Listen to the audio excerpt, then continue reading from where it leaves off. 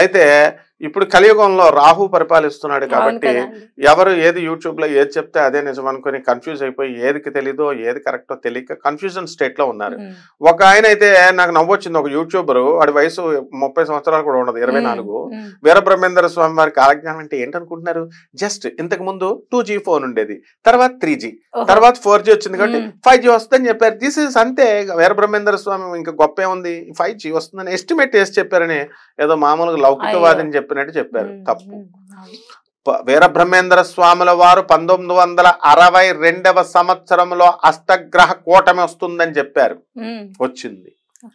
ఆ రోజున వీరబ్రహ్మేంద్ర స్వామి వారి మఠంలో గంటలు వాటంతటికవే అర్ధరాత్రి 12 గంటలకు మోగుతాయి అన్నారు. మోగినియ్యి ప్రపంచం అందరికీ తెలుసు. అక్కడున్న గుళ్ళో పంతుళ్ళు భయపడిపోయారు, భక్తులు భయపడిపోయి బయటకు వచ్చేసారు. 1 కిలోమీటర్ గట్టిగా సౌండ్ భరించలేకపోతున్నారు. 1 కిలోమీటర్ దూరం వచ్చేసారు. ఇవన్నీ కూడా పేపర్లు పబ్లిష్ చేసినాయి. అప్పుడు మనం ఇంకా పుట్టలేదు.